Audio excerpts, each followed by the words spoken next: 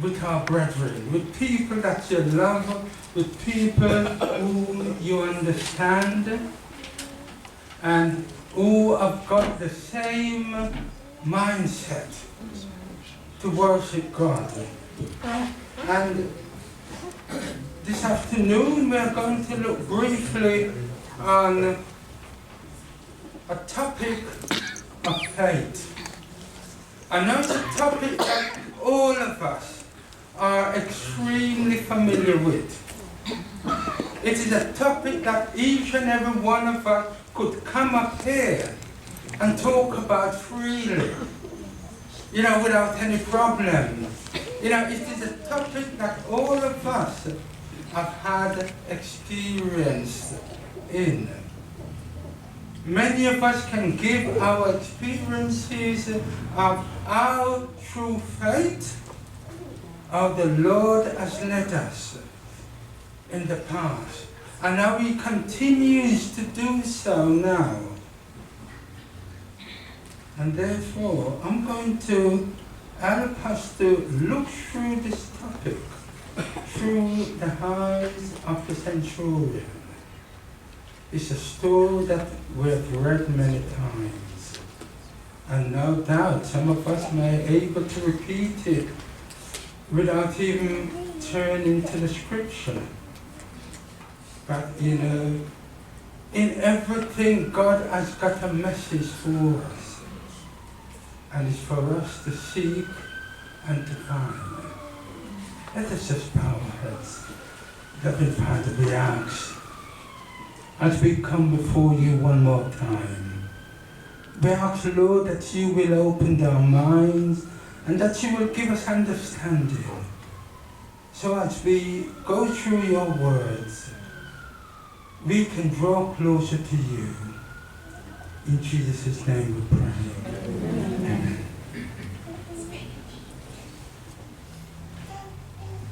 For those of us who may not know what is a centurion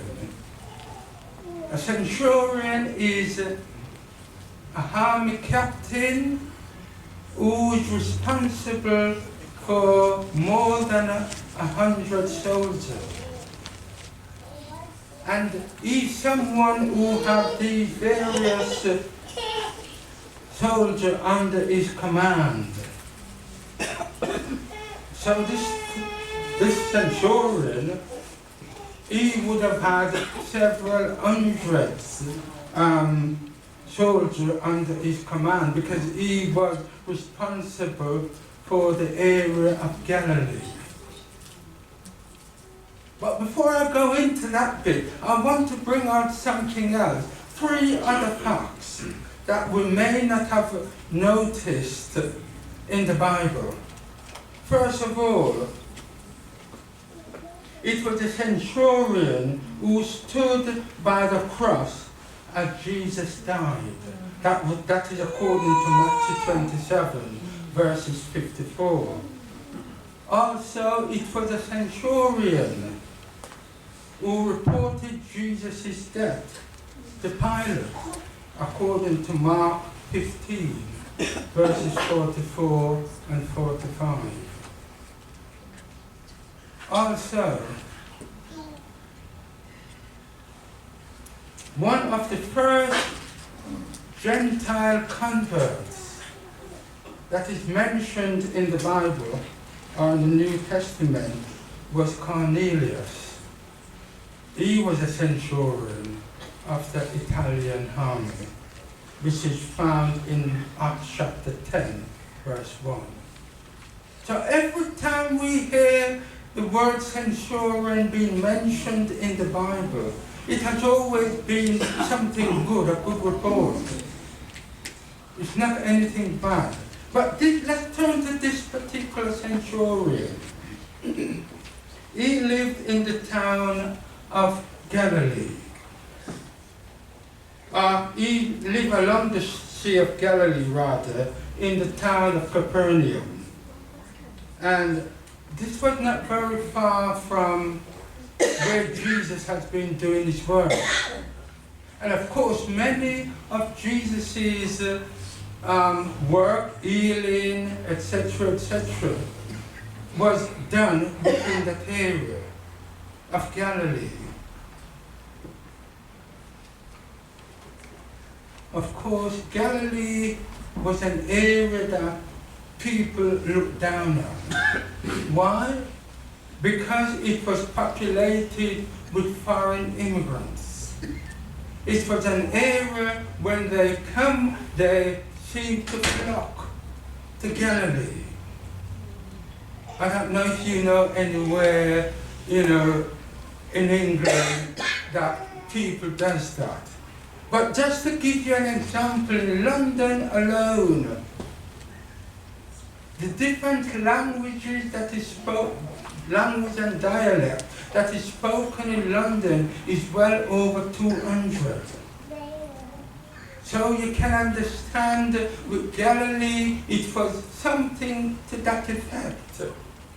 And because of that, the pure Jew, those who see themselves, who had not mixed with other nations, who did not intermarry with other nations, they classed themselves as pure Jews.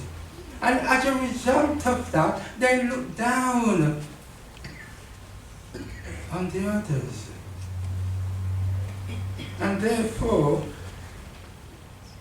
this centurion probably did not enjoy or like the idea that they put him in that region that had a bad reputation.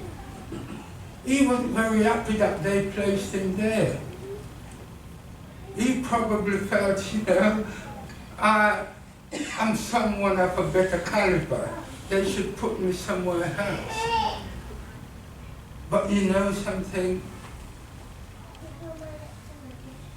He was there and he probably decided, I'm going to make the best of it. And therefore we find that Galilee was an area where, for example, if I give you some scripture, you will understand what I'm talking about.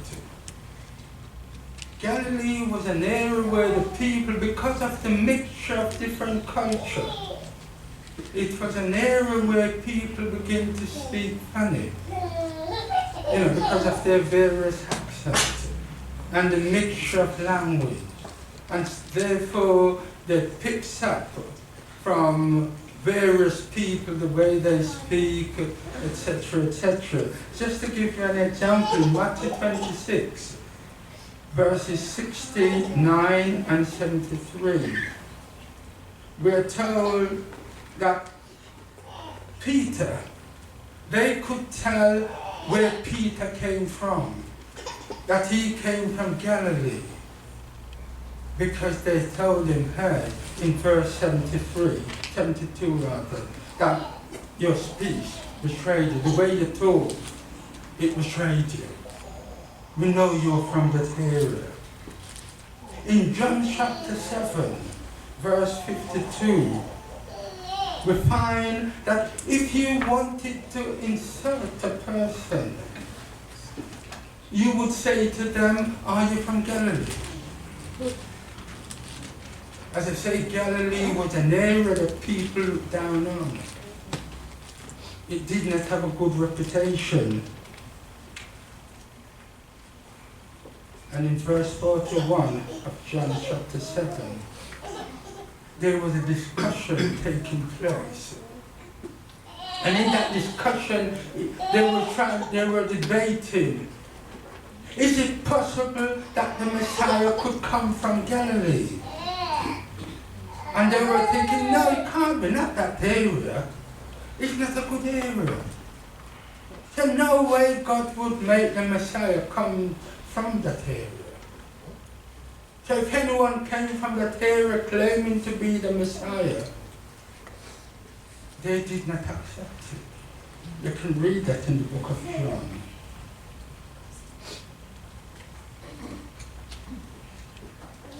But this centurion,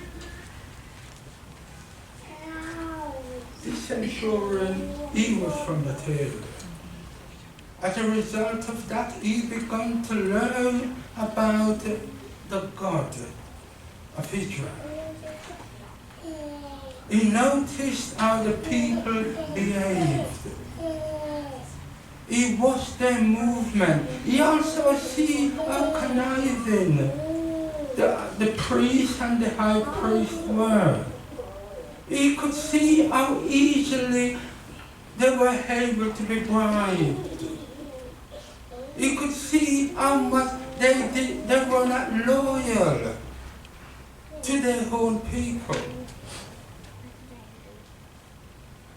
But as he learned about them, he saw from the good one, those who were practicing their religion, those who had a faith in God.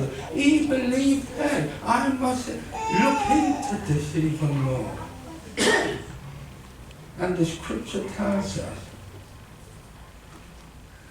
that the Jewish people begin to look at him not as a foreigner, but as someone who loved the Jews, as someone who loved Israel, as someone who wants to be part of their community.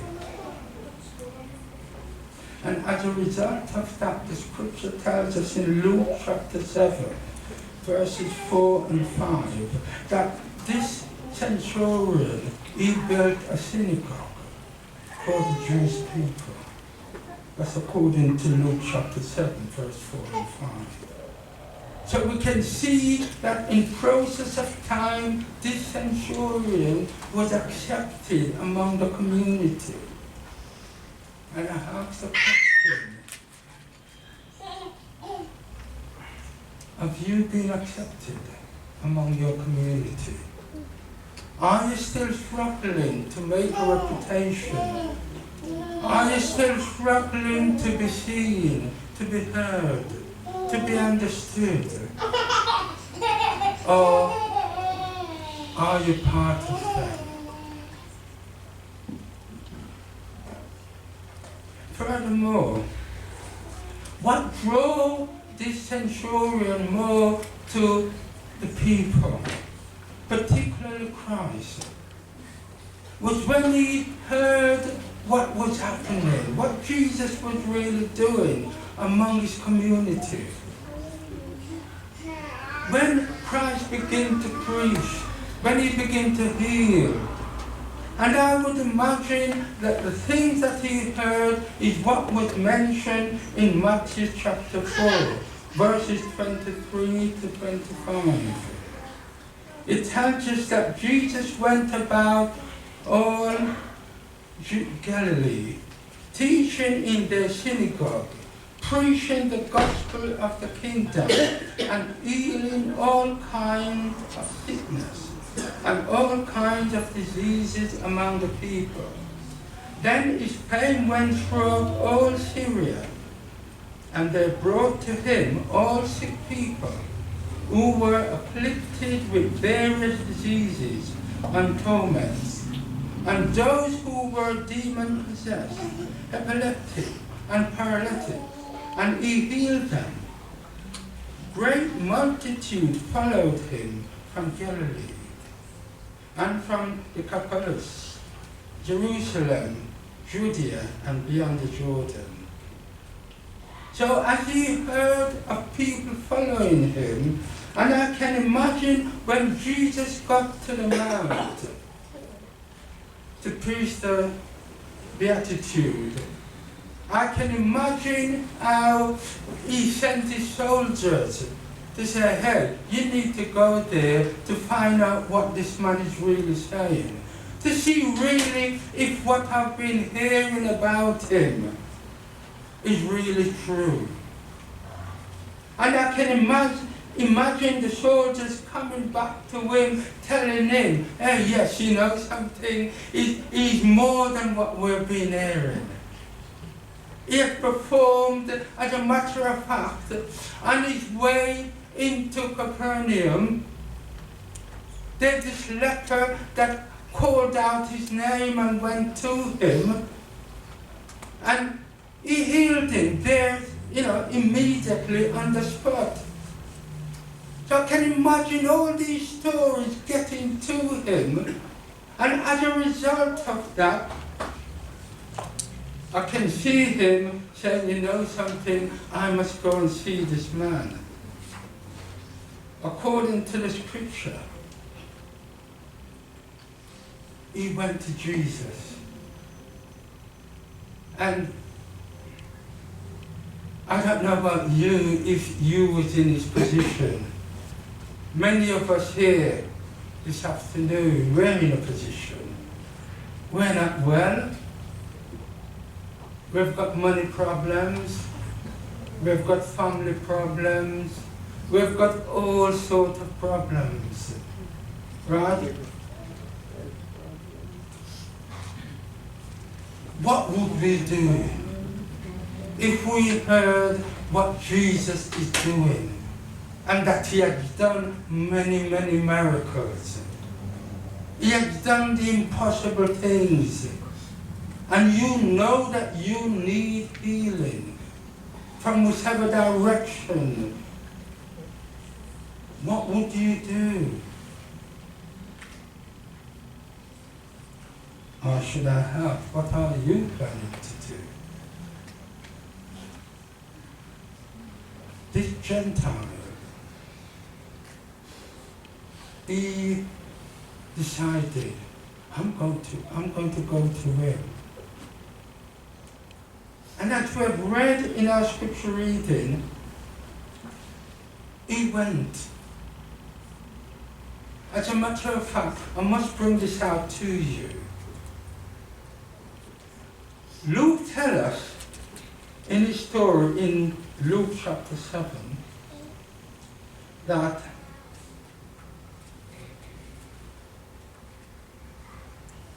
he referred to the person as a servant. Matthew referred to him as a child or a boy. So we can put the two together and know it was a servant boy, or a lad, a young lad who was a servant.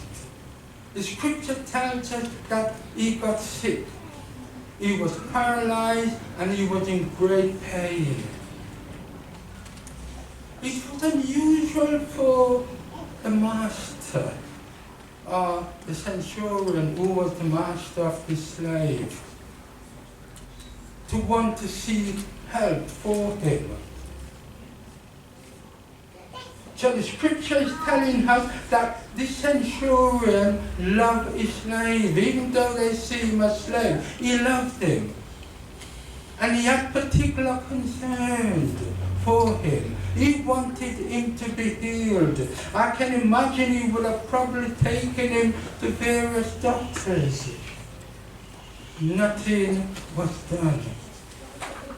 And I know some of us here can identify with that story, or with that situation. We're sick, you go to doctors, they do various scans and also blood tests, and at the end of the day, they still have not got the foggiest idea what is wrong. And to make themselves look good, they pack you or put tablets. And the tablet's not doing any good to you. And you yourself know it's not doing any good. But you take it anyhow. So I can imagine this captain, he was in that situation. The scripture doesn't tell us that he went anywhere else. But I can imagine he would have done something. And when he heard what Jesus was actually doing, he decided, look here, I'm going to go to him.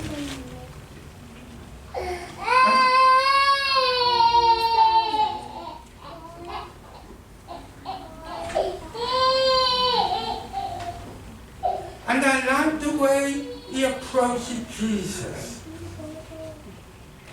I like the way he approached Jesus. it tells us now when Jesus had entered Capernaum, that he came to him, pleaded with him, saying, Lord, my servant is lying at home, paralyzed, dreadfully tormented. That's all he said to Jesus. That my servant is at home, he's paralyzed, he's in pain, and that's it. What would you have said if it was your son or daughter, husband or wife? What would you say in your condition, knowing what you're feeling? What would you have gone and said to him? Would you have said, Lord, look, I'm sick, I'm in pain, do something?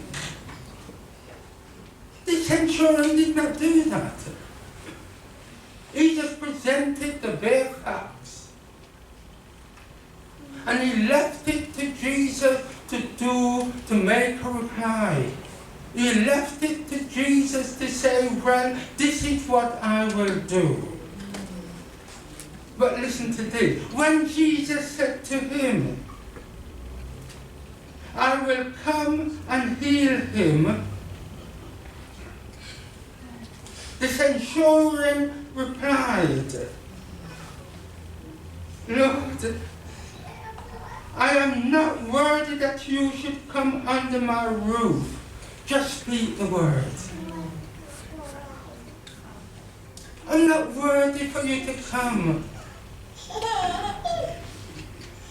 I do not see myself in that situation, that someone with such great authority, where the wind and the wave, where the element, where even demons is under your control. I am not worthy for such a man as you to come near me. And I don't think he was frightened. I think he was overwhelmed with knowing the power of God. He recognizes who Jesus was. And he knew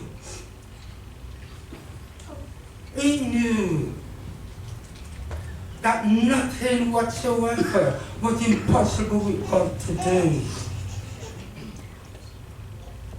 And therefore, instead of telling Christ, yeah, come,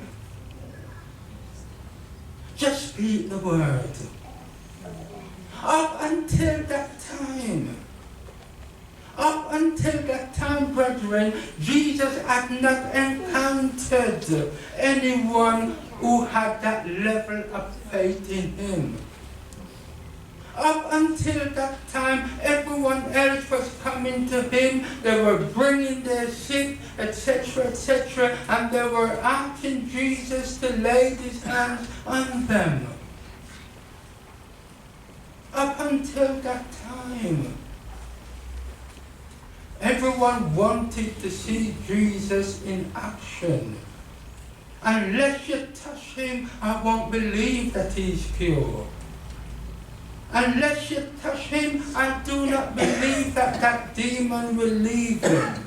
Unless you touch him and I can see it, I will not believe. But that centurion,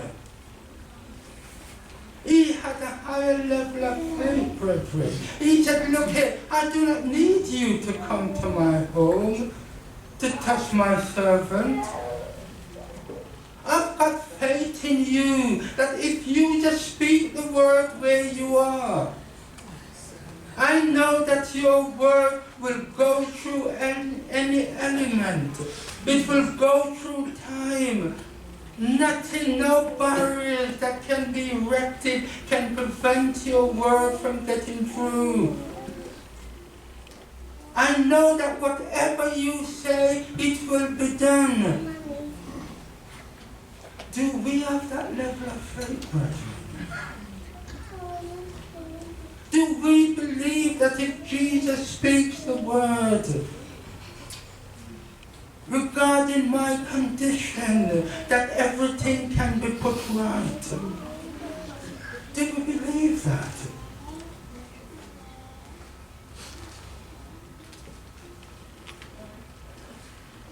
when that happened, the scripture according to the King James Version, it tells us that Jesus marveled. He was surprised. Not in the way that you and I would.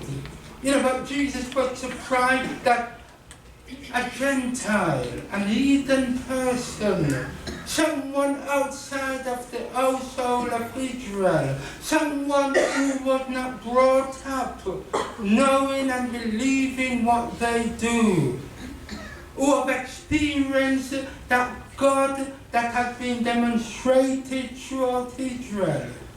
Someone had that level of faith. The level of faith which he expected his own people to have had.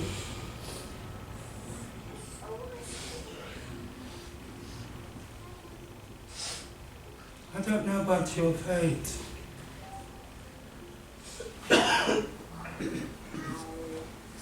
Is your faith strong enough to believe in what God says? Is your faith strong enough? Knowing that when you talk to Jesus, regardless of your condition, he's able to do something about it.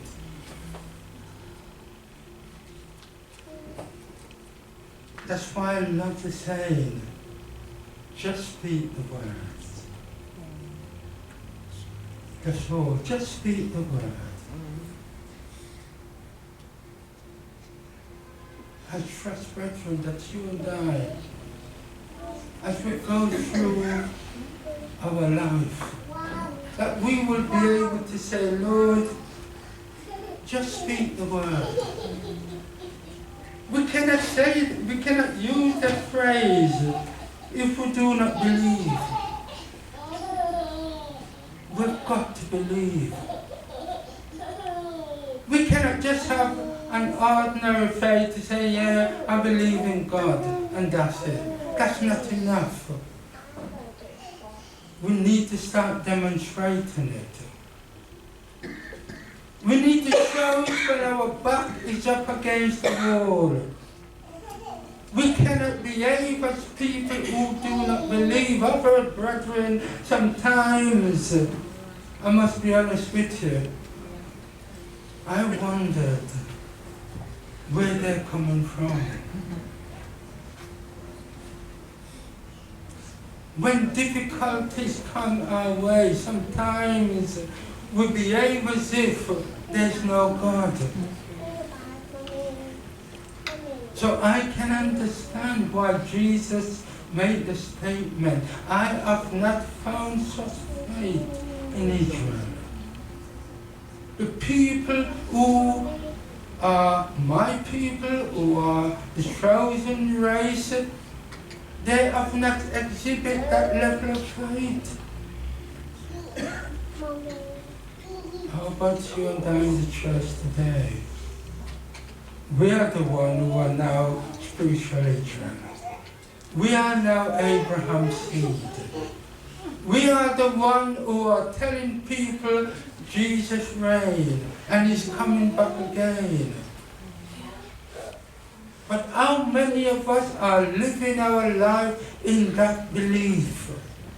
How many of us are really living to show that we believe that Jesus is coming? It is one thing to say something, but it's something else to live it out, to practice it in our lives. And so, brethren,